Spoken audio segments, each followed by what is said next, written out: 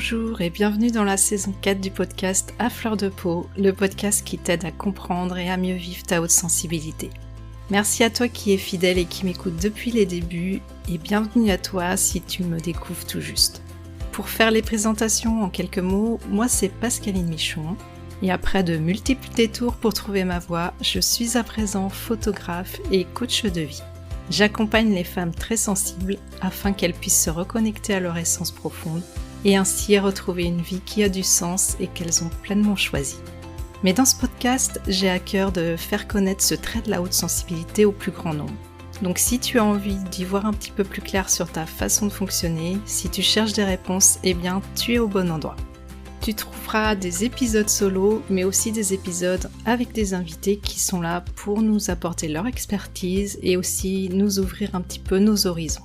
Et depuis janvier 2021, Saverio Tomasella, qui est un des experts reconnus en France sur le sujet, m'a fait l'honneur de devenir le parrain du podcast.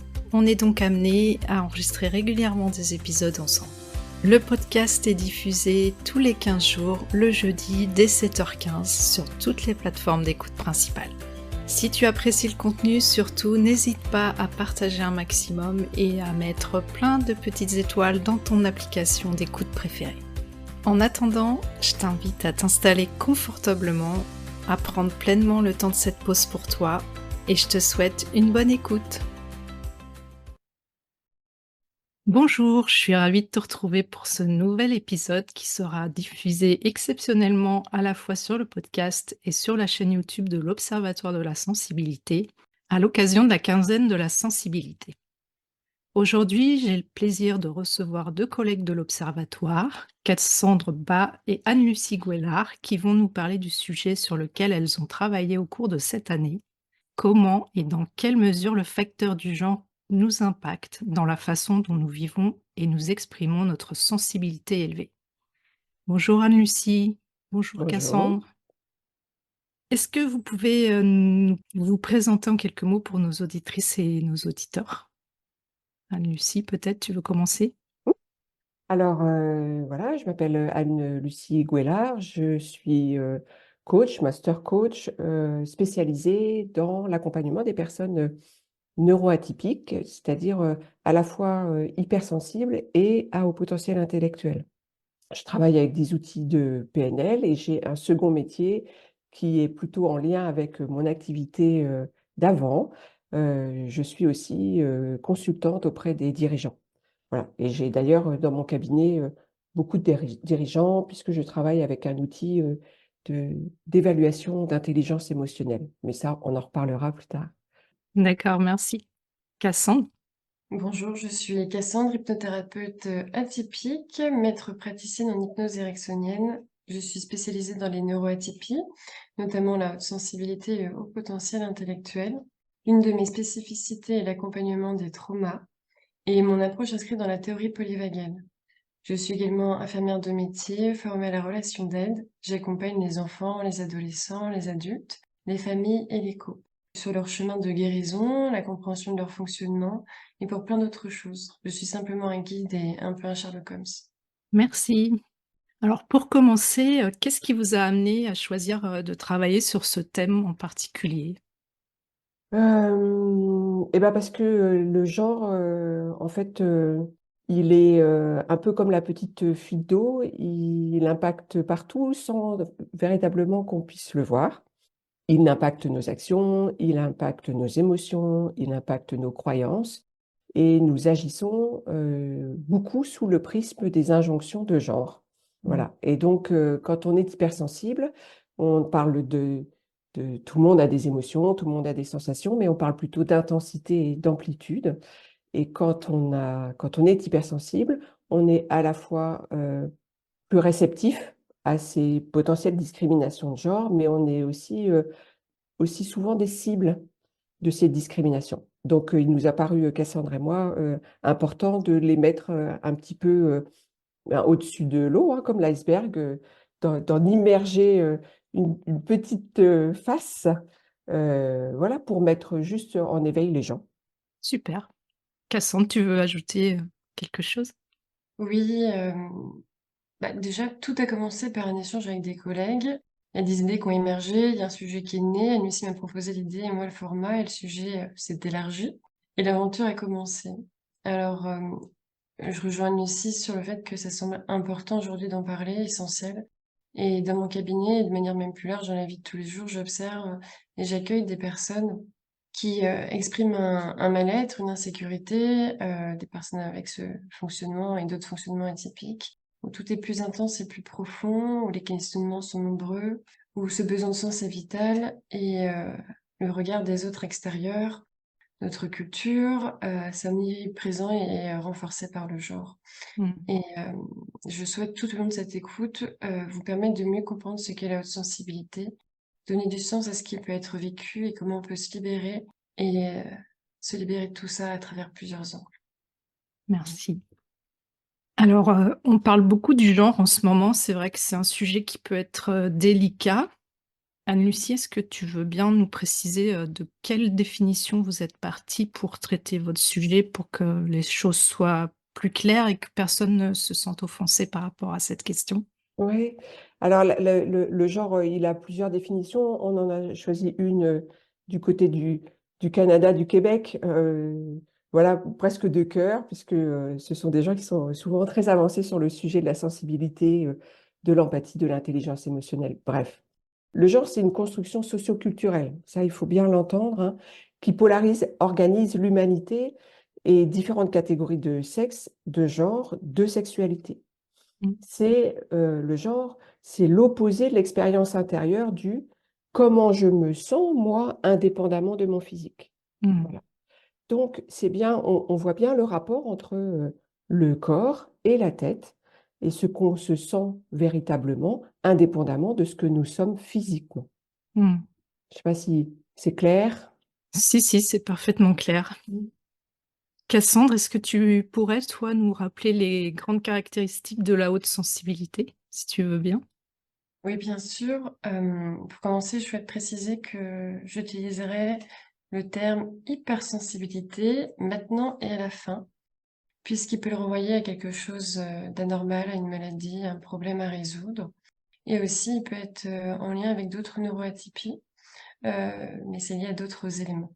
Alors, on peut définir simplement la sensibilité comme une sensibilité plus élevée. Et en effet, le docteur Hélène Aron, c'est une pionnière de la haute sensibilité et elle a identifié au cours de ses recherches plusieurs caractéristiques. En premier lieu, on a un traitement sensoriel approfondi des informations qui peut se traduire par une sensibilité aux détails, une grande capacité d'observation, de curiosité, ce besoin de faire un bénéfice-risque pour ses choix, et bien d'autres choses encore.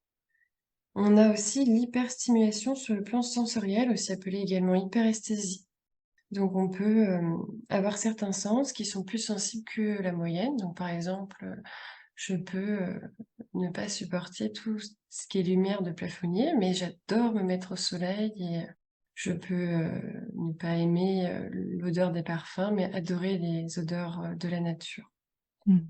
Comme je viens de le dire, ça peut être agréable comme désagréable. Et ces ressentis, ces perceptions, elles sont variables sur la fréquence, l'intensité, selon la personne, selon plusieurs facteurs. Il y a également un point essentiel aussi à voir, c'est la saturation. Il est impossible de mettre 1,5 litre et demi dans 1 litre, à bout d'un moment, ça déborde.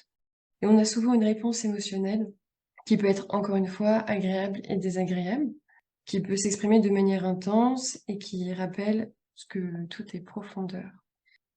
Il est aussi important de comprendre que cette hyperstimulabilité émotionnelle, elle s'exprime également par un ressenti plus fort des émotions des autres. Ce n'est une neurone miroir. Quand on va regarder par exemple un film, que d'un coup, la personne pleure, on pleure avec.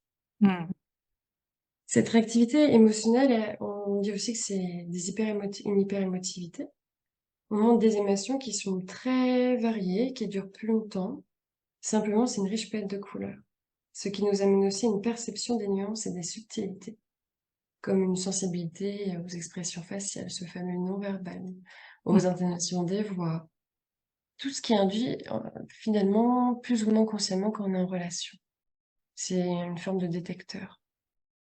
Et pour finir, on retrouve aussi une susceptibilité différentielle. Alors qu'est-ce que ça veut dire? C'est mis en avant par certains chercheurs qui aborde l'impact de l'environnement au sens large, sur le fait de bien vivre sa haute sensibilité, son intensité, mais aussi sur sa santé mentale et physique. C'est un ensemble.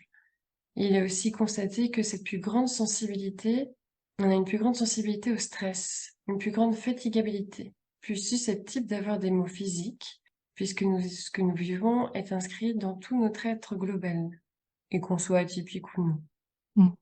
On vit les choses de manière plus profonde et plus intense. Et comme vous avez pu écouter, la haute sensibilité est un fonctionnement inné, une singularité. Elle est seulement un amplificateur de ce que nous vivons et non la cause. C'est comme avoir des milliers d'antennes sur notre corps, à l'extérieur comme à l'intérieur, qui sont en connexion continuelle avec tout ce monde.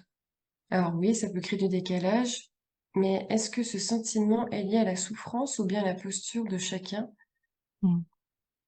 Et j'aimerais finir par ma propre définition de la haute sensibilité. Ou plutôt comment je la vis, tout en sachant que ma relation avec elle a évolué avec le temps. Elle a à ce jour une grande et riche palette de couleurs. Elle me permet de vivre intensément et profondément mon monde intérieur comme celui qui m'entoure. Elle me permet de donner du sens à ce que je fais, à ce que je vis. Elle me permet d'apprécier chaque détail, même les plus subtils. Elle me permet bien d'autres choses et pour rien au monde je changerai cela maintenant. Je suis d'accord, moi non plus. Qui a envie? Anne-Lucie, Cassandre Oui. a évoqué une grande réactivité émotionnelle chez les personnes hautement sensibles. Oui. On entend aussi souvent parler d'intelligence émotionnelle ou de HPE pour le haut potentiel émotionnel, sans vraiment savoir de quoi il retourne. Est-ce que tu pourrais nous éclairer un petit peu sur tout ça? Oui, alors merci d'ailleurs de poser cette question parce qu'effectivement, il y a une énorme confusion. Moi, je reçois beaucoup de parents, alors on va pas se cacher, hein, puisqu'on parle du genre, je reçois beaucoup de mamans qui, euh, qui viennent avec leur enfant en me disant mon enfant a un problème, il est HPE, donc à haut potentiel émotionnel, mais il a un problème. Hmm. Alors, je casse un mythe. Alors, évidemment, au départ, ça déstabilise un peu, mais c'est important de le faire. Alors, juste avant de vous expliquer pourquoi on ne parle pas de haut potentiel émotionnel déjà dès l'enfance et quelle est la grande différence avec la haute sensibilité, je vais vous parler des émotions parce que ça a l'air d'être tout simple, mais souvent on la connaît mal, l'émotion. Hmm. L'émotion, elle est en deux temps. Alors, alors, techniquement, on dit qu'il y a l'émotion primaire et puis l'émotion secondaire. Alors, de manière un peu plus explicite pour vous, chers auditeurs et auditrices, on va dire qu'il y a l'émotion, celle qui est physique, puisqu'une émotion, c'est d'abord une réaction physique. Alors, c'est celle qu'on ressent dans notre corps, hein, c'est on rougit, on transpire, on a mal au ventre, on se met à courir, on se met à crier, éclater de rire. Ça, c'est celle qui dure 3 minutes. C'est la plus intense au départ. C'est celle qui nous surprend le plus, mais c'est celle qui est issue de notre premier cerveau, celui le plus archaïque, mais qui est là quand même pour nous envoyer un premier message. Et puis, il y a l'émotion secondaire. Alors, c'est celle, on va plutôt parler à cet endroit-là de sentiment, Mhm. puisque c'est ce qui va durer. Et là, un sentiment, il peut durer 10 minutes, une demi-heure, une semaine, plusieurs mois. Hmm. Donc, c'est important de connaître ces deux phases d'émotion parce que une émotion, elle ne vous quitte jamais et son moyen d'expression, c'est aussi le sentiment. Et l'émotion, physiquement, elle tapera de plus en plus fort si on ne veut pas l'écouter et l'accueillir. Hmm. Alors, qu'est-ce que c'est que l'intelligence émotionnelle? Eh bien, l'intelligence émotionnelle, c'est dans mon quotidien comment je vais vivre et comment je vais utiliser ces émotions. Moi, je travaille avec un outil qui est le seul qui a été reconnu scientifiquement pour évaluer ce quotient émotionnel. Et on travaille sur 5 domaines. Et on parle de compétences. Puisque il faut bien distinguer la haute sensibilité, comme l'a dit Cassandre, c'est une caractéristique innée qu'on peut détecter à l'IRM. Hmm. D'accord? L'intelligence émotionnelle, et c'est pour ça que ça ne concerne pas les enfants, c'est parce que c'est une construction, c'est un travail sur soi. Et c'est un long travail, c'est un long chemin. Alors, on peut avoir des prédispositions et les personnes hautement sensibles, hypersensibles, selon comment on le vit, ou à haut potentiel sensible, évidemment, on a des prédispositions. Pourquoi? Parce que plus de capteurs, plus de capacité à pouvoir sentir ses émotions, plus de perception, donc déjà un éveil naturel à comment je vis l'émotion. Donc, les 5 domaines. Je reviens à mes moutons. J'ai beaucoup de pop-up qui s'ouvrent, vous en m'excuserez. Mon cerveau est construit comme ça, mais j'essaye de me rassembler de temps en temps. Alors, l'intelligence émotionnelle, on l'évalue sur 5 domaines. La perception de soi, l'expression émotionnelle, donc perception de soi, comment je me sens émotionnellement, est-ce que je suis conscient de mes émotions? L'expression émotionnelle, comment quand j'ai une émotion, je l'exprime, est-ce que je me mets à crier? Est-ce qu'au contraire, je suis plutôt quelqu'un de complètement fermé face à mon émotion, ou si j'accepte tranquillement de pouvoir l'exprimer? Et puis, il y a la relation à l'autre. Alors là, c'est un grand sujet, une grande performance chez les hauts potentiels sensibles, puisqu'ils sont naturellement dans cette empathie, dans ce désir de relation, même des fois extrêmement profonde. Et puis, très genré aussi, mais ça, on y reviendra peut-être un peu plus tard. J'en suis sûre même, c'est pas peut-être. Euh, et puis, il y a aussi, et c'est là où on commence à avoir le caillou dans la chaussure, il y a la gestion du stress. Mm. Alors là, la flexibilité, quand on est mal à l'aise avec ses émotions, c'est extrêmement compliqué chez les personnes hypersensibles à cet endroit-là. Cassandre, je me permets d'utiliser ce mot hypersensibilité, mais pour bien distinguer comment on la vit, en fait, cette sensibilité. Mais on est d'accord, c'est une richesse, un trésor. Je suis d'accord avec toi. Et puis, il y a la prise de décision. Et là, on voit aussi que c'est un autre caillou dans la chaussure des personnes hautement sensibles, parce Mm. que l'idée du choix, quand on a tous cette capacité de penser en profondeur, de repère du détail, de désir de couleur, mais comment faire un choix? Voilà. Et le choix, ça n'est qu'une affaire d'émotion. Nous serions incapables, les hommes particulièrement, qui disent qu'ils n'ont pas d'émotion. Messieurs, je suis navrée de vous apprendre que chaque prise de décision, même la plus simple du petit déjeuner, est le résultat de votre émotion. Donc, et bien heureusement, nous avons tous des émotions, elles ne sont pas genrées. Donc, vous voyez bien avec tout ce que je viens de vous dire Mm. qu'il est impossible pour un enfant d'être à haut potentiel émotionnel. Voilà. Mm. Il a des prédispositions, il est en prise directe avec ses émotions, mais on retrouve le haut potentiel émotionnel plutôt chez l'adulte. Oui, parce qu'il n'y a pas la maturité encore chez l'enfant, c'est ça. Il n'y a pas la conscience déjà émotionnelle, hein, c'est vraiment important de le dire, hein, c'est-à-dire qu'un enfant, même les tout bébés, ils sont d'emblée comme les personnes à haut potentiel sensible, ils sont au potentiel sensible. Et puis avec les constructions, puisque l'environnement, c'est 50% de l'impact dans la manière dont on va vivre notre sensibilité, forcément que après, il va la vivre plus ou moins bien en fonction de ce qu'on lui renvoie. Mm. Et là encore, c'est là où on commence à sentir, pointer, toucher du bout du doigt l'impact du genre. Mm. Voilà, qu'est-ce qu'on me renvoie et comment je vis mes émotions. Oui, on va en reparler après. Ouais. Cassandre, justement, quels sont les stéréotypes et les croyances qui circulent autour de la sensibilité élevée? Elles sont nombreuses, mais on va commencer par définir ces deux notions pour que ce soit bien clair pour tous ceux qui nous écoutent. Alors, un stéréotype, c'est une opinion qui est toute faite sur un sujet et qui est exprimée comme telle. Et une croyance, c'est une vérité, elle peut être porteuse ou interférer d'évolution, on peut aussi dire qu'elle est imitante. J'ai envie de rajouter aussi qu'une vérité ne peut être absolue. Peut-être qu'hier, elle n'était pas une vérité, peut-être que demain non plus, et peut-être qu'elle évoluera. Rien n'est immuable. Donc, je vous ai sélectionné environ 5 perceptions erronées, limitantes de notre culture sur la haute sensibilité. Alors, on entend beaucoup, ça n'existe pas. Mm. Alors, comme l'a dit Anne-Lucie, je lui ai aussi recassé le mythe. Elle se voit à l'IRM, certaines zones sont plus actives, comme les neurones miroirs, le système nerveux, comme j'ai pu l'aborder tout à l'heure. Elle n'est plus à prouver, mais simplement à accueillir. On entend aussi beaucoup que c'est un effet de mode. Eh bien non, nous sommes juste au XXIe siècle et puis au XIIe siècle, nous avons volé sur la connaissance. Ce sont aussi des personnes vues comme hystériques, folles, trop et surtout les femmes. Alors que ce qui est vraiment exprimé, c'est simplement l'intensité de ce qui est vécu.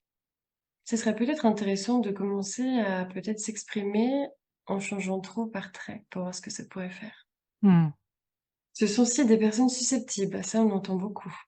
Est-ce que le fait d'être touché par des mots, des postures, peut être considéré comme de la susceptibilité? Vous avez 4 heures. C'est tout? Plus si vous le souhaitez, parce que ça peut être un grand débat intérieur.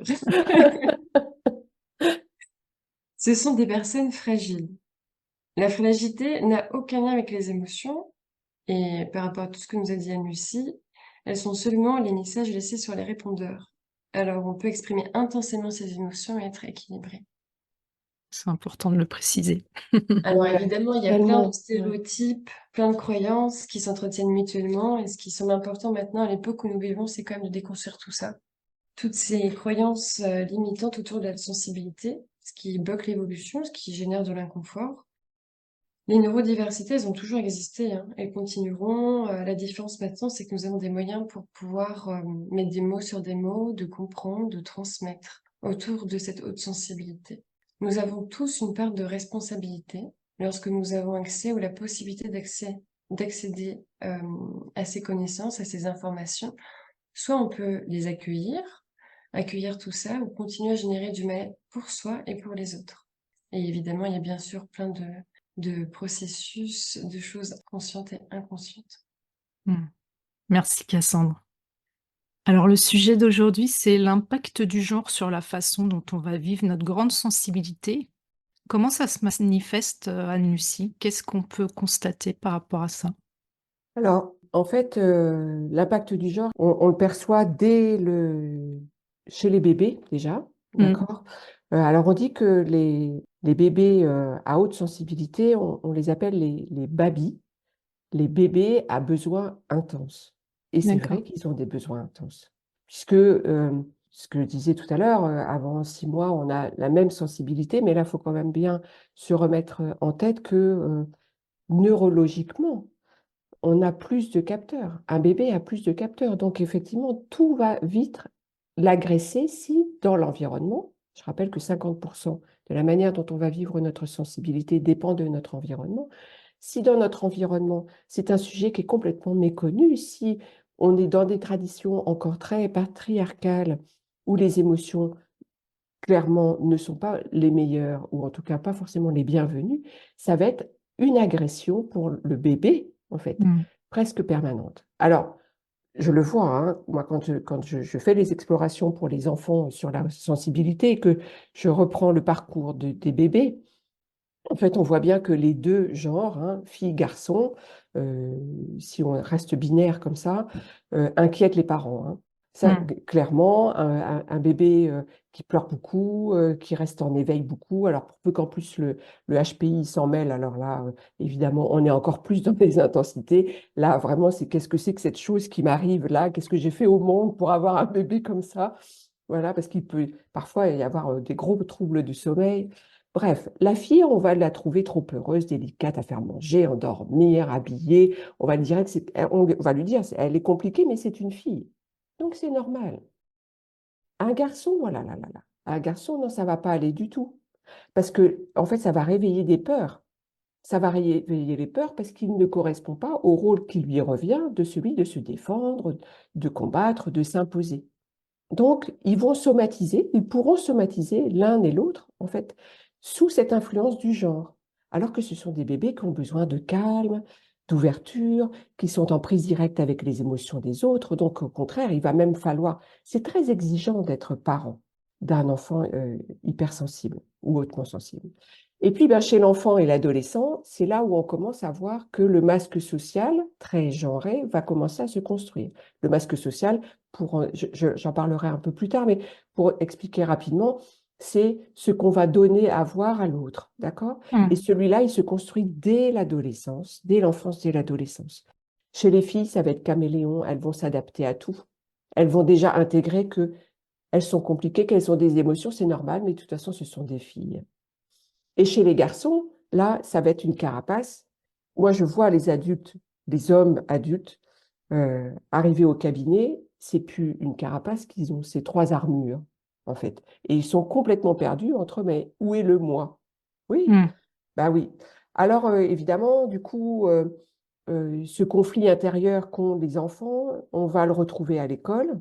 On va trouver, les enfants vont plus trop savoir qui ils sont et à quelle image ils doivent correspondre. Et là apparaît le harcèlement, souvent.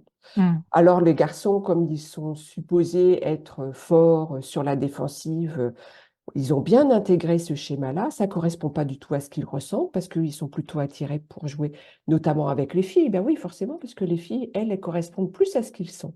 Mm. Est-ce que c'est un bien, est-ce que c'est un mal? Le problème, la difficulté dans cette binarité de jugement, c'est que on considère que c'est moins bien.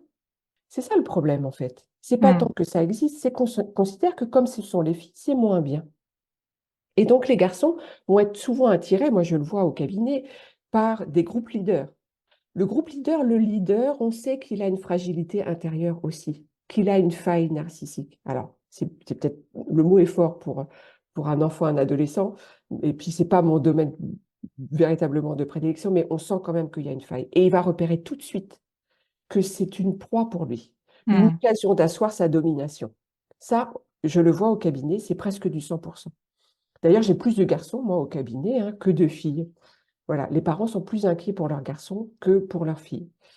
Et les filles, elles vont être dans donc caméléon, hein, dans un désir de relation tellement forte qu'elles vont elles-mêmes être très exigeantes dans leur relation à l'autre. Euh, on va se sentir peut-être même un peu étouffé. Mm. On va pas comprendre c'est quoi toute cette démonstration, en fait, d'émotion. Et donc, ça va déranger. Ce qui se produit, c'est du harcèlement, de l'isolement. Alors, un garçon qui s'isole, là, direct, ils arrivent dans la demi-heure au cabinet, d'accord? Une fille qui s'isole, de nouveau, non, non, elle est timide, mais c'est plus admis, Mm. alors qu'il y a autant de souffrance. Et puis, s'isoler, pourquoi pas? C'est très culturel aussi. Oui, c'est vrai. Mm. Où est le problème, en fait, d'avoir très peu d'amis et d'avoir besoin de ce temps de repos, en fait? Puisque les enfants le font assez naturellement. Eux, au départ, ils s'isolent pour se reposer. Oui. Ils n'expliquent pas pourquoi, mais en tout cas, c'est un besoin qui les appelle. Donc, on voit déjà l'impact du genre, hein, très fort, c'est-à-dire que, bah, en fonction de ses ressentis, on va se sentir adapté à des environnements qui sont pourtant souvent pas les bons. D'accord? Et puis en famille, alors là, si on ne connaît pas l'hypersensibilité ou la haute sensibilité, eh ben, on va répondre à côté du besoin. Oui, Et c'est c'est là ça. où le masque social, en fait, apparaît. C'est-à-dire qu'on va mal interpréter les expressions de nos bébés, de nos enfants et adolescents. On va toujours tomber à côté. Et donc, quand on renvoie cette image un peu erronée, l'enfant se décourage et se dit, c'est moi qui ai un problème, qui ai un problème, pardon. Mm. Ce que je ressens, c'est pas ce que je crois, puisque ce qu'on me renvoie un autre message. Donc j'ai tort. Je ressens ça, mais j'ai tort.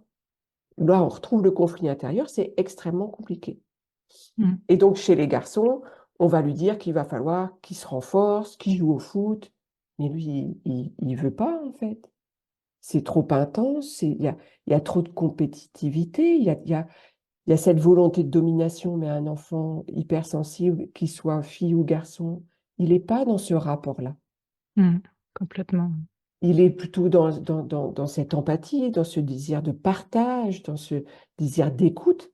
Alors évidemment, au foot, on sait hein, que le foot, c'est extrêmement genré. Ne pas jouer, quand on est garçon et qu'on ne joue pas au foot, enfin, moi j'ai un fils qui ne jouait pas au foot pendant très longtemps dans la cour de récréation, c'était un vrai sujet. Mm.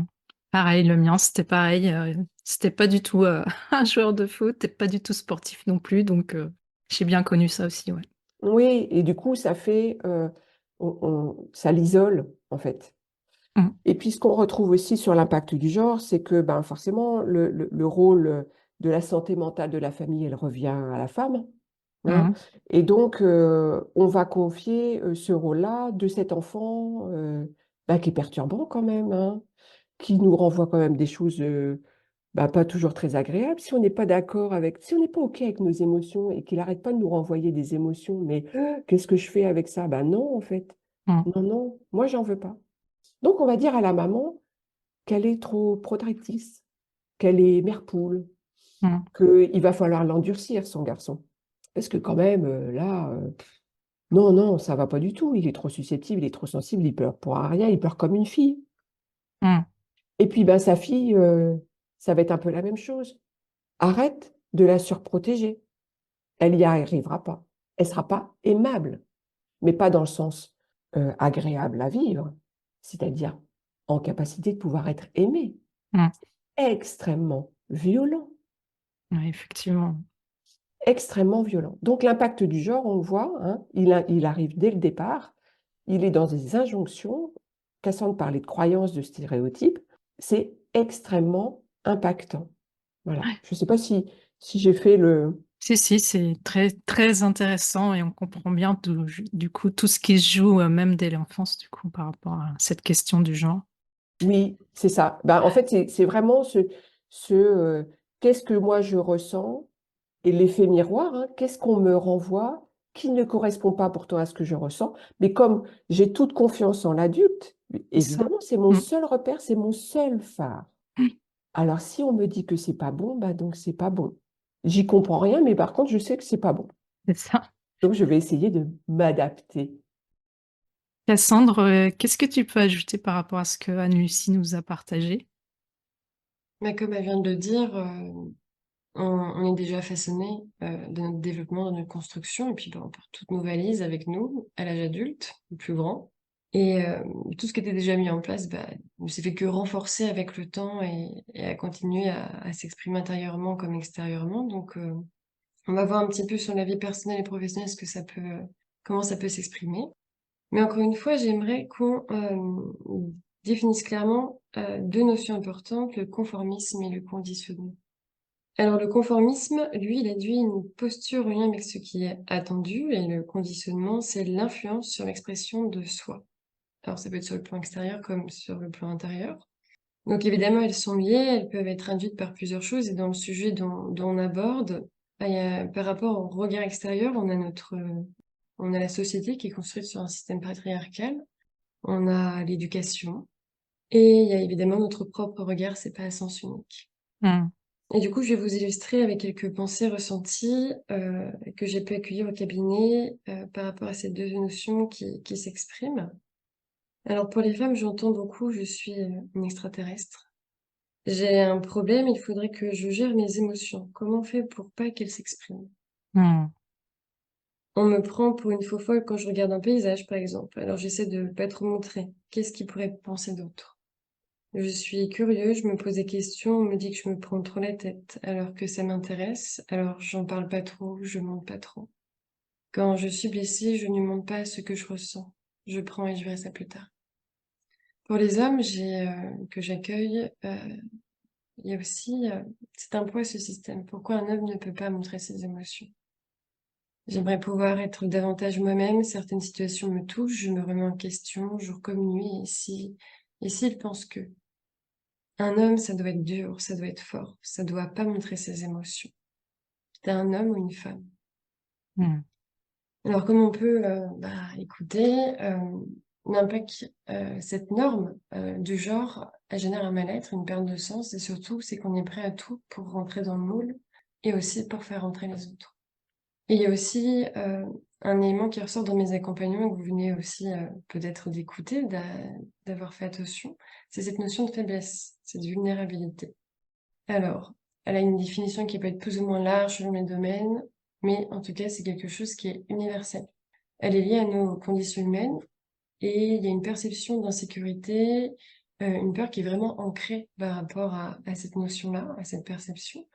Et comme les émotions égale faiblesse dans notre perception collective, que la perception du genre peut renforcer tout ça, on fait vite des raccourcis. Hmm. Alors oui, on va vivre intensément, profondément les choses, mais ce n'est pas la cause. Ça peut être lié à l'état de notre système nerveux, si on est en insécurité, ça peut être notre santé mentale, ça peut être selon notre âge, si on a un enfant, une personne âgée, si on a une maladie chronique, ça peut être sur plein de choses. Donc c'est bien plus complexe, mais surtout j'ai envie de poser qu'est-ce qui pourrait se passer si on ose montrer à soi et aux autres sa vulnérabilité? Et pourquoi ne pourrions-nous pas l'avoir autrement? Hmm. C'est l'homme qui a construit toute cette perception depuis la nuit des temps, et parfois elles sont des chaînes, mais il est tout à fait possible de les transformer. Ça, c'est plutôt une bonne nouvelle quand même. tout peut se transformer. Maintenant, on va voir un petit peu la relation professionnelle. Mais j'aimerais préciser quelque chose, rappeler qu'un professionnel, c'est la continuité de la personne. On ne peut pas se dissocier, c'est quand même compliqué de se laisser sur le pas de la porte. Ouais, c'est sûr. Alors, concernant les choix des métiers, il y a une grande diversité qui est possible en fait pour les personnes hautement sensibles. C'est juste qu'il y a des choses qui sont essentielles à adapter. Et ce qui est surtout essentiel, c'est la notion de sens. Ça, c'est un véritable besoin. Et ça, c'est vraiment ce qui va faire que Mm. les métiers, avec le temps, ils ont pu être accessibles aux femmes. Mais il y a encore aujourd'hui, pour certains, plus ou moins cet impact du genre et cette notion de conformisme, de conditionnement. Et l'environnement est un facteur supplémentaire dans l'expression de ces métiers, dans l'expression de soi.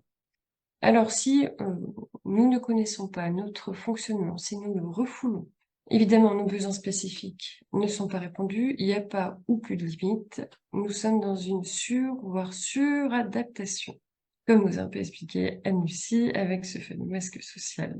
Mm. Évidemment, c'est à la fois conscient et inconscient. Ça va engendrer différentes réponses, différentes postures, verbales et non verbales, autant pour ceux que pour les autres. Alors que c'est dommage, il y a un tel potentiel à développer. Et peu importe le rôle professionnel et qu'on soit un homme ou une femme. Mm. C'est important de le préciser aussi, oui. C'est vrai que la question du sens pour les personnes hautement sensibles, elle est vraiment C'est comme essentielle du tout à coup. fait. Mm. Ça, c'est, Mm. puis on est tous faits pour, par rapport à cette notion de sens dans notre cerveau, Mm. il y a une petite zone qui est un détecteur de sens, donc c'est important pour les personnes atypiques, notamment hautement sensibles. Puis c'est vrai qu'on entend aussi souvent, en tant qu'hypersensible, quel est le métier qui est fait pour moi? Mais en fait, il y a pas un métier particulier, c'est juste qu'il faut, adapter, son environnement à son fonctionnement aussi, quoi. C'est tout à Ouais. fait ça. Il y a des environnements qui sont plus ou moins favorables quand Oui, même, quand même, Tout mais à fait. évidemment, je mais pense que spontanément, les personnes à haute sensibilité sont pas, au départ en tout cas, attirées. mmh, Après les injonctions, c'est ça. faut qu'on y va ou pas, mais C'est compliqué. Anu, si tu souhaites, ajouter quelques exemples en ce qui concerne, cette partie professionnelle? ben, ce qu'on constate quand même, c'est que les femmes, elles sont plus susceptibles de faire des burn-out, hein, Mmh, parce qu'elles sont dans cette suradaptation, et puis qu'une femme, on va lui demander de prouver ses compétences, hein, ouais. voilà, tout le temps. Donc déjà de base, et donc là, ça sera encore, j'allais dire encore plus fort, mais c'est encore plus fort en termes d'émotion, en fait, hein. C'est ça qu'il faut bien voir. Et que eh ben, ces connexions, toute cette capacité à pouvoir voir, sentir, ressentir, penser, en fait, en profondeur, ça fatigue. Et qu'une femme, elle a souvent une, deux, trois journées dans sa journée, et que bah, voilà, elle est souvent plus susceptible de faire des burn-out. Et puis, une femme, elle va quand même, alors pas toutes, mais les femmes extraverties, puisque toutes les femmes, je le dis bien fort pour nos auditeurs et nos auditrices, attention, la haute sensibilité ne veut pas dire que nous sommes introvertis. Non, non, non, nous pouvons aussi être extravertis. J'en suis un modèle. Voilà. Alors, c'est un peu la double peine, hein, parce que quand on est extraverti, ce qu'on donne à voir est perçu comme souvent beaucoup d'assurance, etc. Ce qui, à l'intérieur, est quand même souvent bien différent. Mmh, D'accord? Donc, ce sont des personnes qui sont moins faciles à détecter, oui. si tant est qu'il fallait parler de détection. Donc, les femmes au travail, elles sont plus susceptibles d'être dans la saturation, et elles vont vivre de plein fouet la discrimination de genre, c'est-à-dire qu'une femme qui exprime ses émotions, elle est forcément fragile, donc elle n'a pas accès au poste à responsabilité. Mmh, Pour peu qu'il y ait un haut potentiel intellectuel qui vienne s'en mêler, là, c'est la triple peine, en fait, puisqu'elle va avoir besoin de stimulation, mais que ses émotions vont la submerger, et donc elle sera à chaque fois dans cette contradiction de sentir qu'elle est tout à fait capable, mais ce qu'on lui renvoie, c'est que non, et donc elle va s'éteindre, en fait, mmh, hein. Et donc, alors que ce sont des personnes, si on parle juste de la haute sensibilité, souvent qui, au contraire, sont capables de fédérer. ouais. Ce sont des personnes avec une aura incroyable, puisqu'elles sont dans l'empathie, la compréhension de l'autre, tout de suite, elles vont sentir le conflit, elles perçoivent tous les signaux faibles.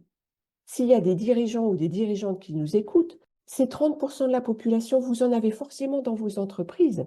Prêtez un regard attentionné sur ces personnes. Ce sont celles qui vont pouvoir porter la qualité de vie et des conditions de travail, la RSE, d'être justement dans la construction d'un environnement favorable pour prévenir des risques psychosociaux. Donc, ce sont de véritables pépites, en fait. Hein. Et puis, les hommes, contrairement à ce qu'on pourrait croire, un homme extrêmement sensible, on le perçoit comme lui aussi un peu fragile, renfrogné, isolé. Alors, on en voit, hein, qui sont... j'ai le souvenir d'un collègue dont on a vraiment beaucoup, beaucoup mal interprété la manière dont il agissait, c'est-à-dire il était toujours à l'écart du groupe. En fait, quand on était à la pause café, il arrivait toujours en dernier, mais non pas parce qu'il voulait pas être dans le groupe, mais c'est parce que c'était trop saturé, en fait, émotionnellement. Et puis, il y a ceux qui sont complètement contraires à ce qu'on pourrait croire, qu'on va percevoir comme tyranniques. Et ils le sont, puisqu'ils sont avec des émotions qu'ils ne peuvent pas exprimer, qu'ils ne s'autorisent pas à exprimer, ils ne vont pas supporter qu'on puisse s'exprimer avec des émotions. Donc, ils sont tyranniques avec eux et donc tyranniques avec l'autre. Donc, ça fait des gens extrêmement froids, contrairement à ce qu'on pourrait croire, en fait. Hein. Donc, ça, au travail, oui, on voit l'impact du genre encore, et on voit aussi l'impact de la sensibilité qui n'est pas du tout intégrée. Hein. Moi, je travaille avec l'intelligence émotionnelle dans les entreprises, notamment au niveau du recrutement. On a l'impression d'arriver sur la Lune, hein, de défricher le terrain. Tout d'un coup, les émotions, on n'a pas encore ouvert la porte. Alors, on a ouvert 2-3 fenêtres, c'est déjà pas mal. On commence à s'y intéresser parce qu'on parle de performance, quand on parle d'intelligence émotionnelle, et donc forcément, ça intéresse l'entreprise. Mais au-delà de la performance, c'est surtout la motivation intrinsèque qu'on va travailler. Bon, mais là, je m'arrête parce que là, Cassandre parlait de 4 heures, là, vous m'envoyez sur plusieurs journées, 4 jours. Il y aurait beaucoup à dire, oui, c'est sûr. Oui, il y aurait beaucoup à dire. Cassandre, on a déjà pas mal de contenu. Je crois que tu avais envie de proposer un petit exercice aux personnes qui nous écoutent. Oui, ça peut être intéressant d'incarner un peu plus l'échange, de prendre un petit temps aussi pour peut-être faire une petite pause. Donc, je vais simplement vous poser une question. Est-ce que vous pensez être conditionné par l'extérieur et ou par vous-même sur votre fonctionnement et notamment son expression pour répondre à une norme? Vous pouvez prendre un petit carnet, proposer toutes vos réflexions, toutes vos pensées, enfin en tout cas tout ce qui vient. Un petit exercice d'introspection et ça aussi c'est un apprentissage. C'est important aussi de pouvoir Très se bon. poser justement pour le faire. Donc, je vous propose de faire une petite pause, de mettre l'épisode en pause si vous voulez réfléchir à cet exercice, à ces questions, ou alors pouvoir y revenir plus tard, mais les noter. Donc, à cause de ces questions de genre, on peut être amené à refouler qui on est, comme on l'a vu, ou en tout cas une partie de soi. Quelles conséquences ça va provoquer, Anne-Lucie? En fait, on l'a abordé un peu plusieurs fois, hein, c'est ce fameux masque social, ce qu'on appelle techniquement le faux self, d'accord? C'est un concept qui a été élaboré par Winnicott. Alors Winnicott, c'est pas mon meilleur ami parce qu'il était extrêmement misogyne. Hein, c'est celui qui a dit que les mères, il fallait les tuer à la naissance. Autant vous dire que c'est pas mon meilleur ami, mais bon, il n'empêche que quand même ce faux self, il nous sert quand même au quotidien, donc c'est important d'en parler. Le faux self, en fait, c'est un mécanisme de défense pour se protéger. Hein. Il se fonde sur la soumission et la dépendance à un environnement. Donc, c'est ce dont je parlais, cet effet miroir. Qu'est-ce qu'on me renvoie? Donc, c'est le désir de satisfaire l'autre. Parce que satisfaire l'autre, c'est recevoir un sentiment de sécurité. D'accord? Donc, et le vrai self, lui, c'est celui qui va vous permettre la créativité. Il est extrêmement primaire, c'est celui avec lequel vous êtes né. C'est notre nature profonde, débarrassée de tout, des injonctions de l'environnement. Donc, c'est celle qui est le vrai self, c'est celui qui est vraiment le plus proche de nous. Alors, évidemment, on a besoin d'un masque social. Je veux dire, on est obligé, on ne s'adresse pas à, je ne sais pas moi, Quand on va acheter son pain, on ne s'adresse pas à la personne de la même manière qu'on s'adresse à notre enfant. Enfin, on voit bien qu'à un moment donné, on répond à certains codes. Mm. Donc, le masque social est important. Il a son utilité. L'idée, c'est n'est pas de tout d'un coup être tout le temps soi-même. Non, parce qu'il y a quand même des conventions de vivre ensemble. Donc, l'idée, c'est de retrouver l'équilibre entre les deux, un compromis entre la conduite sociale, d'accord? Donc, équilibré, qui ne peut véritablement être équilibré que si le vrai self, c'est-à-dire soi-même, a de temps en temps l'occasion de pouvoir s'exprimer. On ne s'exprime pas au travail de la même manière qu'on s'exprime à la maison. L'idée, c'est de trouver l'équilibre. Si Mm. au travail, je ne me sens pas la possibilité d'exprimer véritablement tout le temps qui je suis, ou à l'école, hein, est-ce qu'à la maison, est-ce que j'ai un endroit, refuge qui me permet de l'être, en fait? Donc, en fait, il va se construire chez l'enfant, parce que c'est ce que je disais tout à l'heure, une mauvaise interprétation du comportement. Donc, l'enfant va plus savoir ce qu'il ressent, si c'est pas bon, si c'est bon. Donc, il va se construire un masque qui ne lui appartient pas, Mm. une idée qui ne lui appartient pas. Et on va retrouver, et là, je ne vais pas me répéter, le masque figé chez l'homme, hein, vraiment cette carapace, triple carapace, et le caméléonisme chez la femme, c'est-à-dire que la femme, elle va être arc-en-ciel. Le caméléon, c'est vraiment la super image, hein, et Mm. ça, on le retrouve. Cassandre, je pense que, enfin, toutes les trois, je pense qu'on est toutes d'accord pour dire que c'est ce qu'on retrouve quasiment systématiquement dans, dans nos cabinets, en fait. En Mm. effet. Voilà. Donc c'est une définition un peu rapide, mais on va pas non plus. Enfin, l'idée, c'est de bien prendre conscience que on agit parfois en fonction de certains codes, qu'ils sont nécessaires, mais que l'équilibre se trouve quand on arrive à être à la fois soi et Mm. à la fois euh, la personne conventionnelle, en tout cas qui respecte les conventions d'usage. Cassandre, tu souhaites compléter les propos d'Anne-Lucie? Oui, on va aborder d'autres manifestations, expressions de ce qui se passe un peu plus en profondeur, de ce qu'on a pu voir avant, et de mieux les comprendre. Et comme l'a abordé Anne-Lucie, l'expression de notre moi, eh ben, est déséquilibrée. Il y a aussi un socle qui est important, qui est perturbé, celui de l'estime et de la confiance en soi notamment. Alors je pense que ça parle globalement à tout le monde, on va quand même clarifier ces deux concepts. L'estime de soi, on va commencer, peut être définie comme la perception qu'on a de nous-mêmes, c'est notre propre valeur avec un grand V. La confiance en soi, c'est la croyance en ses capacités. Alors son expression, son évolution, elle s'inscrit dans le mouvement, dans l'action, dans la réalisation. Alors, elles sont intrinsèquement liées, mais il est peut-être intéressant de voir et de se demander quelle perception j'ai de moi. Est-ce que j'ai confiance en moi de manière globale? Ce qui est intéressant, c'est pas d'avoir confiance en soi sur tous les domaines, le but c'est de pouvoir évoluer, de la faire grandir. Mm. Est-ce que je m'aime? Et est-ce que je m'accepte et je m'accueille de mon entièreté?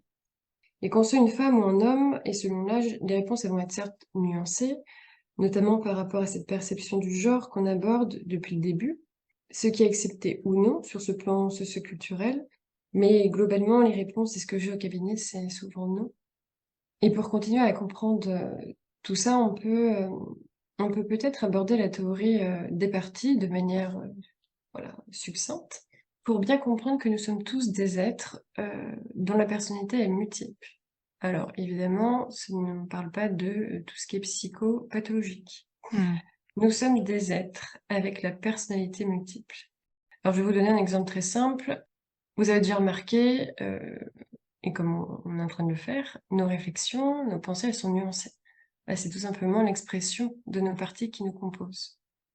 Ces parties, c'est comme une grande famille. Il y a certains membres qui sont, bah, qu'on a tous, voilà, des objectifs, des besoins particuliers, n'ont pas les mêmes perceptions, ne sont pas toujours d'accord. Ça semble une évidence jusque-là. Mais parfois, on a une forme d'opposition, une forme de divergence. Elles sont pas au plus alignées. Elles s'expriment de plus en plus et elles peuvent générer de l'inconfort, qui peut être vécu de manière plus profonde et plus intense avec ce fonctionnement atypique.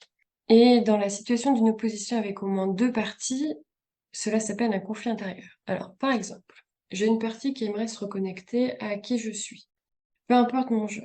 Alors, déjà, elle s'autorise à le penser. On peut avoir de la peur, c'est légitime, Et il y a une autre partie de moi qui me dit: «As-tu pensé à ce que pourraient penser et dire les autres?» Et puis tu es une femme ou tu es un homme, s'ensuit une conversation intérieure, cela vous parle, Mmh. je pense, et est-ce que c'est vraiment agréable? Pas vraiment. Dans ces situations, on va retrouver un discours intérieur composé d'autocritique, de dévalorisation, de faire refaire en boucle ce que l'on aurait dû dire, ce que l'on aurait dû faire. On est dur avec soi, la honte, la culpabilité. Et puis, le temps continue à s'écouler, on continue à se conditionner, à se conformer, à refouler qui nous sommes, notre fonctionnement, on continue à porter nos valises. Puis un jour, cela devient de plus en plus difficile. Et tout ce dont on a abordé et non abordé, parce qu'il y a plein de choses, qui évidemment sont toujours sur un plan conscient et inconscient pour donner le bon équilibre, pour que personne se sente, voilà, que ça stimule pas trop. Ça continue à se manifester de plus en plus. On souffre, on est en insécurité, on commence à avoir de moins en moins envie, moins de patience, de plus en plus fatigué. Nous allons simplement vers un épuisement. Notre système interne s'effondre et ça peut être lié à différents domaines de la vie, que ce soit parental, familial, personnel, professionnel, comme on a pu le voir un petit peu depuis le début. Chacun d'eux apporte sa petite couche. C'est comme si au départ de notre chemin de vie, on a un petit grain de sable qui va se transformer avec le temps en rocher. Et il est prêt à nous écraser depuis le temps que nous portons un peu droit. Alors, il y a plusieurs possibilités, hein. Soit on laisse nous écraser, soit on demande de l'aide pour nous aider à le déposer. Ce qui peut être aussi plutôt plus léger, plus agréable, plus sympa. C'est joli comme image.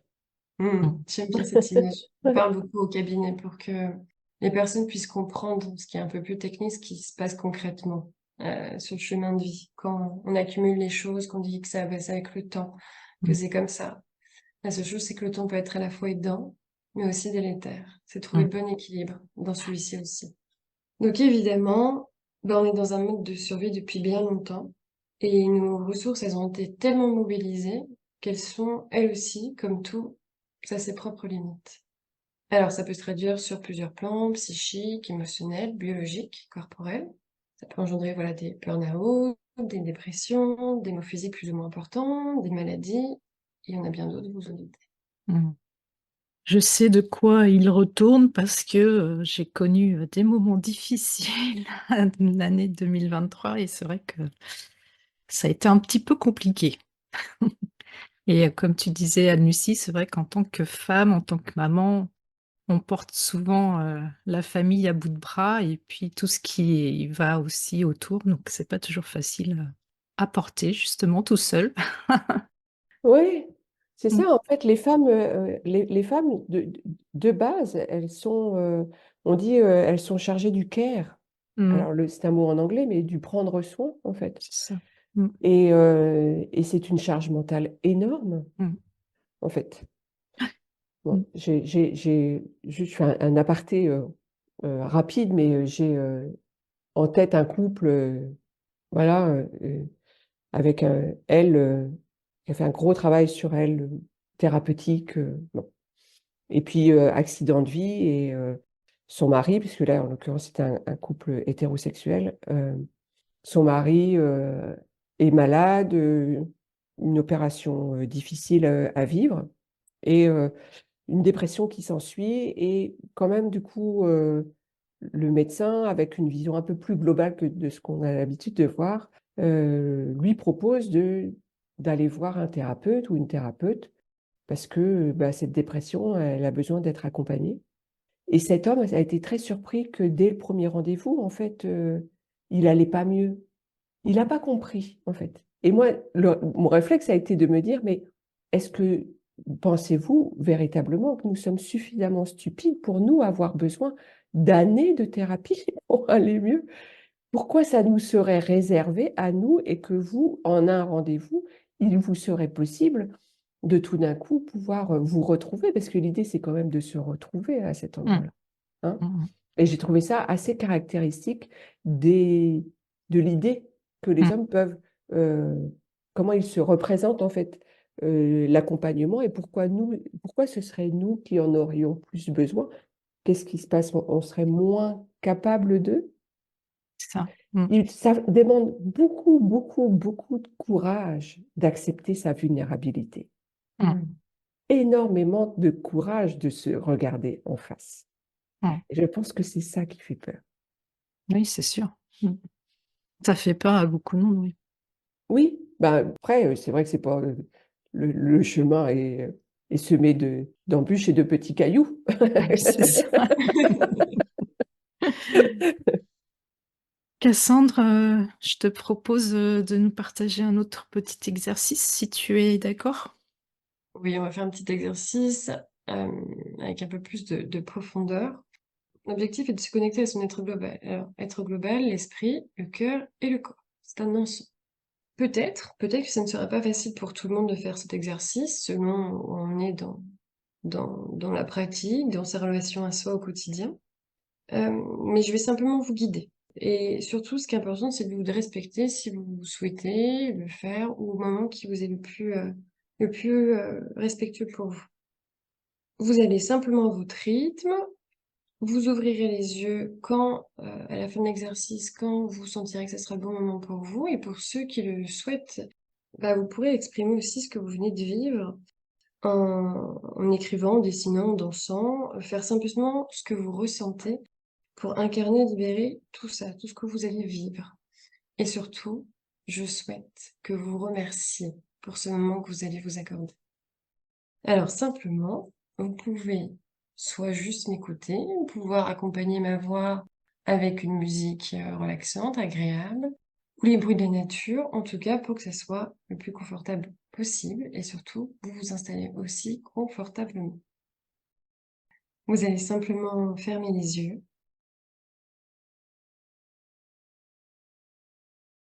et vous connecter maintenant à votre cœur et laisser simplement ces sensations, ces ressentis, ces émotions, ces pensées venir à leur rythme, tranquillement.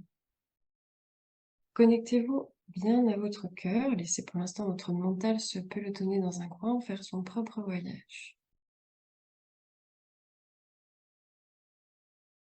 Tranquillement, ressentez ce qui se passe à l'intérieur à différents niveaux. Vous êtes en sécurité, tout se passe bien. Votre respiration est calme. Simplement, vous faites un état des lieux à votre propre rythme et laissez-vous porter par ce qui se passe.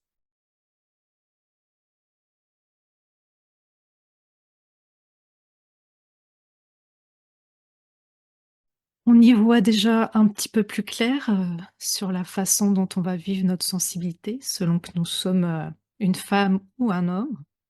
Qu'est-ce qu'on peut mettre en place pour se libérer des injonctions, des croyances, de tout ce qui nous entrave et nous empêche d'être pleinement nous-mêmes? Cassandre? Mais avant tout, c'est de commencer par prendre conscience de son état interne global. Par exemple, quand je dis ça va alors que ça va pas. Une petite anecdote, en tout cas sur l'histoire de ça va. Peut-être que ça vous permet de, quand vous le direz, de peut-être changer votre manière de vous exprimer quand on vous demandera. Ou aussi d'utiliser une autre formule peut-être pour demander aux autres comment ils se sentent, s'ils vont bien, ou d'autres choses encore. Alors ça va, dans le Moyen-Âge, c'était pour demander si les personnes étaient bien allées aux toilettes. Ce qui, à cette époque-là, c'était signe de bonne santé. Donc, quand on dit ça va ou comment tu vas, bah, c'est plutôt dans ce sens-là, finalement. Et surtout, comme l'a dit, du coup, pour continuer, Annecy, c'est d'être honnête avec soi. C'est évidemment pas facile, on ne l'apprend pas, mais soyez déjà honnête avec vous-même et forcément, vous serez aussi honnête avec les autres. Et aussi, vous pourrez peut-être leur montrer aussi une autre possibilité aussi d'être, de commencer à s'autoriser à être. Et surtout, s'autoriser à être accompagné sur ce chemin avec plutôt des approches psychocorporelles qui vont du coup accompagner notre être global. Alors, il est important, comme je dis, de choisir ça ou ces thérapies, accompagnement et ces professionnels. Il y a une telle possibilité, une large palette aussi. Est-ce que tu veux bien juste nous préciser ce que c'est des techniques psychocorporelles pour les personnes qui ne sauraient pas? Alors, elles vont simplement, en fait, ce sont des approches qui vont à la fois accompagner l'esprit et le corps. Alors, ça peut être une approche qui est directement par l'esprit et qui va en même temps accompagner le corps, ou qui va être directement une approche par le corps et qui va aussi accompagner l'esprit. Merci pour cette précision. Avec plaisir. Également, prendre conscience, je dirais, d'accepter la temporalité. Ce que j'ai beaucoup au cabinet, c'est combien de temps ça va prendre, combien de séances il faut. Alors, comme je dis, je ne lis pas dans une boule de cristal. Je ne sais pas, chacun va à son rythme. Et comme moi, avec l'hypnose, j'ai une approche psychocorporelle, mais voilà, il y a l'inconscient et le conscient. Chacun va à son propre rythme. Donc, je ne sais pas le temps qu'il faut. En tout cas, faire un travail sur soi, bah, évidemment, c'est mieux de faire un travail en profondeur pour que toutes ces choses puissent retrouver un équilibre. Donc, c'est impossible de définir ce temps, mais c'est surtout de prendre en compte que ça sera long. Mais c'est tout un chemin qu'il faut se respecter aussi dans son rythme. Et ce qui permet aussi, à ce moment-là, peut-être, de commencer à accueillir l'inconfort, Mm. qui est essentiel pour un travail sur soi. Et dans ce chemin d'accompagnement, il y a un travail de déconstruction, comme on a pu le voir, sur les croyances limitantes, erronées, qui bloquent, comme celle, par exemple, qu'on a abordée sur la sensibilité, le genre, les émotions. C'est intéressant et ça semble même essentiel pour continuer à avancer. Et dans un cadre thérapeutique, il y a aussi un travail à réaliser pour guérir ces parties blessées, traumatiques, comme j'ai pu un peu l'expliquer avant, qui sont ancrées, qui s'expriment de différentes manières. Par exemple, à ce fonctionnement qui a pu être bridé, refoulé, réprimé. Et c'est surtout de permettre d'accueillir et accompagner toutes ces parties. Alors, je vais, parce que souvent les pratiques, on va utiliser des mots un petit peu différents sur ces parties, mais on va, pour que tout le monde puisse bien comprendre, on va parler de parties sombres et de lumière. Mm. Ce qui est intéressant, c'est d'aller voir aussi ce qu'on n'a pas encore été voir, ou de commencer à aller voir, et notamment ces parties sombres. Et que le tout, c'est pas qu'il y en a une qui occulte l'autre, qui soit dominante de l'autre, c'est que elles ont toutes les deux leur juste place sombre et de lumière. Mm. Et du coup, on peut aussi, comme ça, ainsi revenir en sécurité, progresser en sécurité intérieure, et d'apprendre aussi à réguler son système nerveux. Alors voilà, pour des choses difficiles, mais aussi dans son fonctionnement, ses émotions, toutes ces choses-là, vu qu'on peut être plus sensible au stress par rapport à tout ce qui se passe intérieurement et extérieurement. Et on va permettre ainsi à notre chimie, la chimie de notre cerveau, on est quand même plutôt bien fait, comme je dis, quand tout marche bien, c'est comme la technologie. Si on va pouvoir modifier tout ça et d'équilibrer. Et dans le cadre de la neurobiologie, on va pouvoir revenir à une homéostasie de son être. Il est également essentiel de comprendre comment on fonctionne. Avoir notre cartographie, notre mode d'emploi, même si on va continuer à évoluer, ça va vraiment nous permettre de nous guider et surtout de nous accueillir et enfin de nous accepter. Il y a d'autres points qui sont essentiels évidemment, et je vais en rajouter juste quelques-uns, mais évidemment il y en a plein d'autres. C'est de se libérer progressivement de ce regard extérieur et de son propre regard. De revenir plutôt dans une pleine conscience, d'apprendre à accueillir, accepter et réguler ses émotions, de développer ou de commencer à comprendre et à apprendre l'autocompassion. Et de se reconnecter à sa sensibilité, ses ressources profondes, son corps, ses intuitions, se respecter, redonner du sens et créer son écosystème, et notamment par rapport à ses besoins spécifiques, et ce, dans tous les domaines de notre vie, dans tout ce qui la compose. Alors évidemment, quand je dis des choses comme ça peut faire un peu peur, ça peut générer un peu d'insécurité, oh là là, ne voyons pas déjà le sommet de la montagne. Laissez-vous peut-être plutôt la possibilité, de vous demander qu'est-ce que ça pourrait vous apporter ce parcours, ce chemin vers cette découverte de vous-même. Et du coup, de vous permettre de transformer votre vie intérieure et de voir de créer votre champ des possibles. Merci Cassandre. Anne-Lucie, tu as aussi peut-être des pistes à nous partager? Oui, alors en fait, l'idée, c'est de se construire un environnement, un espace favorable de retour à soi. En fait, d'avoir toujours en tête, tout du moins au départ, un petit outil que je trouve extrêmement efficace. Alors évidemment, ça nécessite au départ d'être un peu presque scolaire Mm. dans sa manière de faire, puisqu'il va falloir être un peu connecté à soi, de sentir les énergies. Mais ça, hommes, femmes, puisqu'on est encore sous le prisme du genre, tous, on sent à un moment donné, quand on sort d'un rendez-vous, qu'on vient de voir quelqu'un, on se sent fatigué, pas fatigué. Je veux dire, se connecter à son énergie, c'est pas des choses extrêmement compliquées ou élaborées. C'est juste de se dire, je me sens comment? Je me sens, ça va pas. J'étais pas fatiguée, là je suis fatiguée. J'étais gaie, là je suis triste. Voilà. Et ben ça, ce petit indicateur-là, qui est un indicateur pour moi primordial, le premier, c'est à chaque fois que je me retrouve dans un endroit, quand j'en sors, comment je me sens? Quand je suis dedans, comment je me sens? Quand je vois cette personne-là, comment je me sens, en fait? Est-ce que je me sens à ma place, pas à ma place? Et c'est un vrai guide Mm. très fiable pour se dire, OK, alors, bah peut-être que cet endroit-là, en fait, il est trop sollicitant pour moi. L'idée, c'est pas de s'en séparer. Je veux dire, il y a des moments où on ne peut pas faire l'économie d'un supermarché, d'un magasin avec la musique à fond. Enfin, je veux dire, non, c'est pas ça l'idée, hein. L'idée, c'est de se dire, OK, ces environnements-là, pour moi, sont sollicitants. Alors, comment j'organise ma journée autour de ça? C'est pas non plus tout d'un coup se réserver une demi-heure avant d'aller dans le magasin pour se dire, je vais être sollicité, je vais être fatigué, donc je me... Non, restons simples, hein, mais se dire, ah ok, alors si je sors de ce magasin-là ou de cet environnement-là, je sais que derrière je serai fatigué, c'est peut-être pas la peine d'aller me prévoir autre chose d'extrêmement sollicitant. C'est peut-être pas à cet endroit-là qu'il va falloir que je prenne le rendez-vous super important qui nécessite une extrême concentration. Ou alors, si c'est ça, je me réserve 5 minutes d'apaisement. Et l'apaisement émotionnel, eh ben, il passe par le corps. C'est ce que je Mm. disais en introduction. Les émotions, c'est le corps. Donc, ben, c'est aller en premier lieu respirer. Mm. Ça a l'air si banal, mais on l'oublie tellement. Mm. Respirer.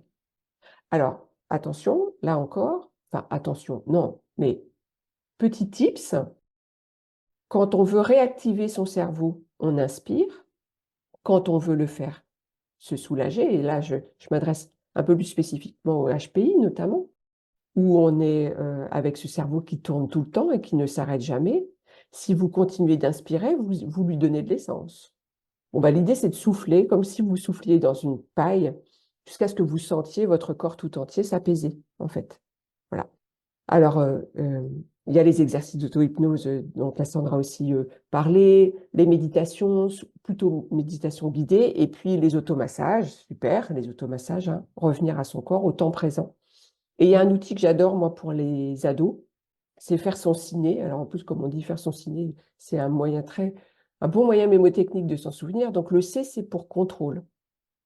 Donc, c'est se poser la question par rapport à la situation. Oh, j'ai une évaluation demain, je suis mort de trouille. J'ai peur, j'ai peur, j'ai peur, j'ai peur. Procrastination, stress, on n'a plus accès à notre savoir. Alors, on fait son ciné. On se pose véritablement la question, est-ce que j'ai le contrôle sur la situation? Le I, c'est imprévisibilité. Est-ce que cette situation, je peux, euh, est prévisible? Est-ce que je peux l'anticiper? Est-ce qu'elle est nouvelle pour moi? Ça, c'est le N. Est-ce que je l'ai déjà vécue? Sur quelle expérience passée je peux m'appuyer pour me rendre compte que j'y ai survécu? Parce que le E, c'est l'ego. Est-ce que je suis en danger de mort? Et ça, c'est un outil qui marche souvent assez bien. Ouais, c'est un super outil, je trouve. Ouais, faire son ciné.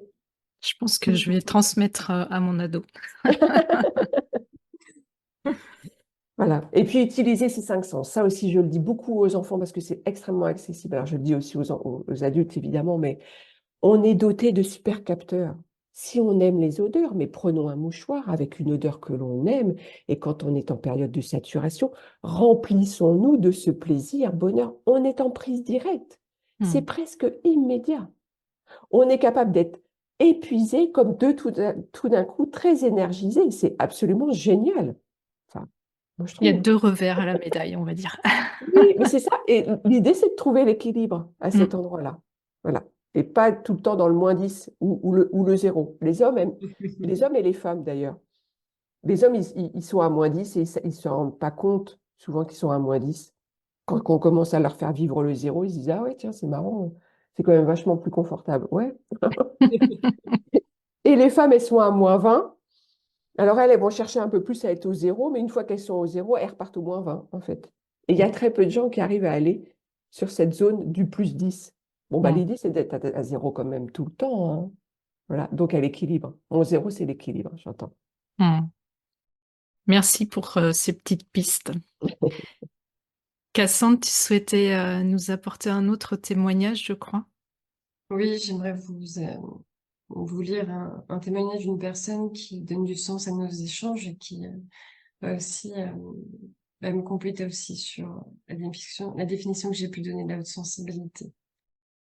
Mon hypersensibilité est un cadeau que la vie m'a fait. Mon hypersensibilité me permet de voir la beauté là où elle se trouve. Parfois dans des petites choses, les animaux, les nuages, les feuilles, les plantes. Parfois dans de grandes choses, les bâtiments, les tableaux, les sculptures. Comprendre ce que beaucoup ne comprennent pas. S'exprimer sans parler. Voir l'invisible, sentir l'impossible, entendre le silence. Ces cadeaux sont aussi parfois difficiles, car quand la fatigue, les émotions sont très présentes, l'hypersensibilité accentue tous ces aspects. L'incompréhension des gens peut nous faire sentir à part. Cultiver sa sensibilité est la plus belle chose à faire. Elle amène à évoluer au-delà de ce que l'on imagine. Elle nous pousse à découvrir ce qui nous entoure. Définir son hypersensibilité est propre à chacun. Pour ma part, je pense qu'elle était longtemps violente avec moi pour me protéger. Aujourd'hui, je la cultive comme un jardin secret. Mon jardin secret qui m'apporte beaucoup de bonheur. J'ai eu beaucoup de réflexions et de moqueries par rapport à mon hypersensibilité en tant qu'homme, comme si un homme ne pouvait pas être sensible, comme si un homme ne devait pas montrer ses sentiments. Cela était dur par moments. Aujourd'hui, ces comportements ne m'atteignent plus. Je suis fière de cette hypersensibilité. Être un homme hypersensible n'est pas un problème mais un avantage. Alors je le remercie sincèrement parce qu'il nous permet de donner tous un message et aussi euh, celui qu'elle peut devenir avantageuse, qu'on appelle aussi l'ultrasensibilité. Mm. Un beau témoignage. Merci de nous l'avoir partagé. Avec grand plaisir. On arrive au terme de l'épisode qui est déjà très riche en contenu. Qu'est-ce que vous auriez envie d'ajouter pour conclure? Anne-Lucie, peut-être? Oui, alors deux choses. L'affaire du genre, quand on parle d'affaire du genre, on pense souvent féminisme, on est souvent on se rapproche des environnements de défense LGBTQIA+, etc. Oui, bien sûr, mais parce que ce sont les populations les plus discriminées, Mm. en fait. Mais ça n'est pas un terrain réservé. La question du genre, elle s'adresse à tous et à toutes, en fait. Et ça, il faut bien en avoir conscience. L'idée, c'est pas d'en avoir plus. Les populations racisées, parce on parle de toutes les populations discriminées, donc on y trouve aussi le racisme, euh, ne demandent pas d'en avoir plus, mais la même chose, Mm. en fait. Et ça, je voudrais que ce soit bien clair pour tout le monde. C'est juste la même chose. Voilà. Et puis, bah, sur l'hypersensibilité ou l'ultrasensibilité ou le haut potentiel sensible, en fonction de comment on le vit, bah, c'est une manière d'être au monde, en fait. Et c'est celle qui correspond à ce dont on a besoin aujourd'hui. On le voit, nous sommes dans des mondes déchirants et déchirés, et c'est une vraie opportunité. La personne qui a cette haute sensibilité, elle se pense et elle se sent partie intégrante de la nature. Mm. Nous sommes des parties intégrantes de la nature. Qui a envie de se couper un bras? Et c'est ce qu'on est en train de faire. Donc, enfin, je veux dire, c'est une opportunité incroyable que de pouvoir accueillir cette sensibilité-là, l'écouter et s'en servir de guide. Voilà. Mm. Donc, mon mot de conclusion, c'est aux parents, si vous vous sentez submergé, allez chercher de l'aide, ne vous jugez pas, croyez en votre intuition, Accompagnez vos enfants, voilà, comme vous auriez aimé l'être. Et puis aux adultes, ressentez. C'est eux, ceux et celles qui vous énergisent, vous procurent du plaisir. La haute sensibilité est un don, un potentiel qui ne demande qu'à s'exprimer. Merci Anne-Lucie. Cassandre? Il n'y a pas de bon moment pour se reconnecter à soi, à sa sensibilité, il y a seulement un moment. Et comme l'a dit Anne-Lucie, cette sensibilité, c'est vraiment un trésor à exprimer. Vivez-la pleinement. Libérez tous ces potentiels. Créez encore une fois votre champ des possibles. Ce monde a de plus en plus besoin de cette sensibilité. Et ça commence avant tout par nous, notre relation à soi, pour être dans une meilleure relation avec les autres.